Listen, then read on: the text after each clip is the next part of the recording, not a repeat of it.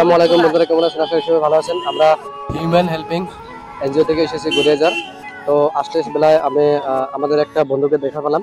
তো বন্ধুকে দেখা পেয়ে আজকে আমি এনাকে চুল দাড়ি কেটে গা পা ধুয়ে নতুন জামা পরিয়ে এনে কিছু খাবার ব্যবস্থা করেছি। খাওয়ার ব্যবস্থা করে এখানে যাবো। সো আশা করছি ভিডিওটা সবাই দেখবেন, শেয়ার করবেন। Thank U.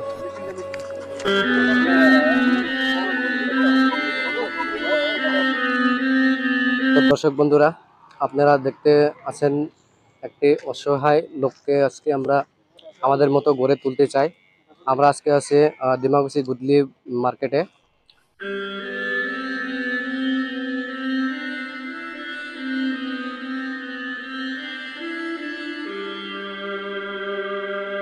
দাদাৰ ঘৰটো ইয়াতে নিশ্চয়? মোৰ নিশ্চয় ইয়াতে। যিটো মানে এজন ব্যক্তি ইয়াতে আমি চুলি দাড়ি কটাই হেৰি কৰি আছো, সেই কামটোত আপোনালোকে সন্তুষ্ট হয়নে?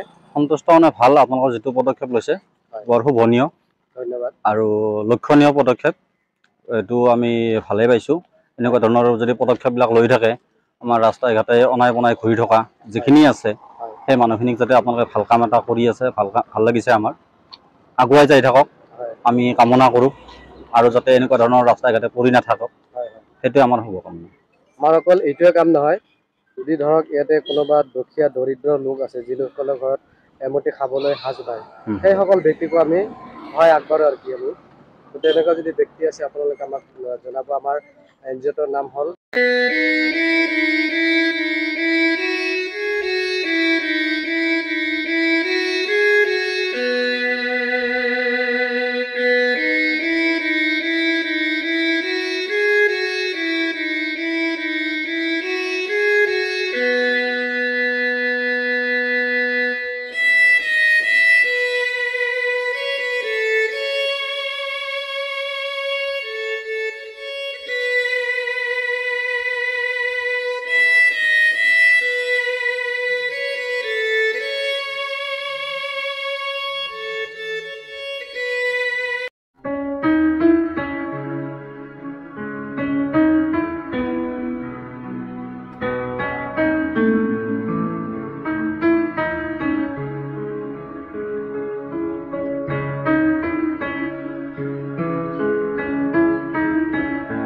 তো দর্শক বন্ধুরা, সামনে দেখছি আমার একটা দাদা আছে।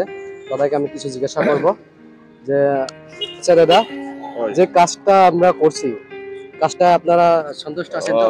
ধুনীয়া কাম কৰিছে, ইয়াৰ বাবে 100% সন্তুষ্ট মই। কাৰণ ইয়াৰো এটা জীৱন আছে, যাতে জীৱনৰ পথত সিও এখোজ আগবাঢ়ি যাব পাৰে। তাৰ বাবে আপোনালোকলৈ ধন্যবাদ। এনেকুৱা কাম আৰু ভৱিষ্যতেও কৰি যাওক। আপোনালোকৰ এন জি অ'টোৰ উন্নতিৰ কামনা কৰিলোঁ। ধন্যবাদ, ধন্যবাদ আপোনাক, ধন্যবাদ।